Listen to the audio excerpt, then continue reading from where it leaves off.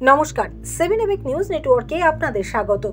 বর্ষবরণের রাতে যখন সবাই নতুন বছরকে স্বাগত জানাতে উৎসবে মাতোয়ারা, সেই সুযোগে রাতের অন্ধকারে মৃৎশিল্পীদের কারখানায় হামলা চালালো দুষ্কৃতীরা। চাঞ্চল্যকর এই ঘটনাটি ঘটেছে উত্তর 24 পরগনা জেলার সোদপুরের ঘোলার যোগেন্দ্রনগরে।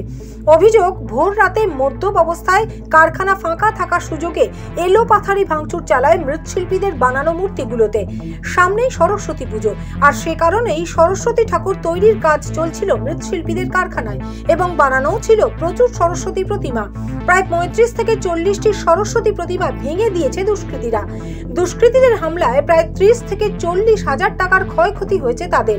ঘটনায় তীব্র আতঙ্কে ভুগছেন তারা, জানালেন ক্ষতিগ্রস্ত মৃৎশিল্পী বাপন পাল। কালকে রাত 11টা সাড়ে 11টা অবধি কাজ করে বাড়িতে চলে গেছি। তো কালকে ভোর রাত্রেই বোধ হয় এরকম কাজ কেউ করে ধুয়ে গেছে, কোনো এক দুষ্কৃতী কেউ করেছে। 30 থেকে 40 পিস ঠাকুর ভেঙে দিয়ে গেছে। তার মধ্যে তো নাক তো 30 পিসের একটারও নেই, 30-35 পিসে, তার পুরো ভেঙে দিয়ে গেছে। 8-10 পিস সরস্বতী ঠাকুর তৈরি হচ্ছে। হ্যাঁ, সন্দেহ একটু করেছিলাম, তো সেটা থানায় আমরা এফআইআর করেও এসেছি, উল্লেখ করে।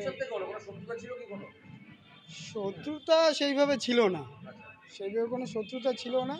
ওই মানে যাদেরকে সন্দেহ করা হয়েছে মানে মদ মাতালের মধ্যেই পড়ে। যারা ভাঙচুর করেছে তারপরে কি আপনারা ব্যবসা করতে আতঙ্কিত? আতঙ্ক লাগে, ভয় লাগে? আতঙ্ক তো অবশ্যই লাগারই কথা, এটা তো অবশ্যই, এটা তো লাগছেই।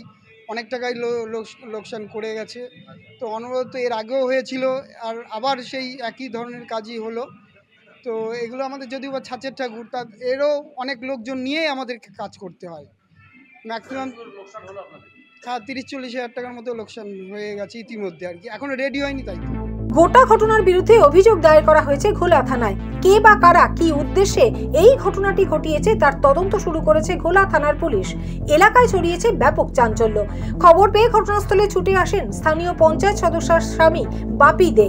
জানালেন, ঘটনাটা আমরা সকালবেলা এখানে ছিলাম, এরাই দেখছি সব দৌড়াদৌড়ি সব করছে। তারপরে এসে দেখলাম যে এদেরকে একটা বড় একটা ক্ষতির মুখে এরা পড়ে গেল এই মুহূর্তে। যে এদের যা ঠাকুর এখানে বানায়, এরা সারা রাত্রির বসেই এখানে কাজ করে। এই ভোর রাত্রিবেলা একটু বাড়িতে যায় ঘুমানোর জন্য, ওই সময় এই কাজটা করে দিয়ে চলে গেছে।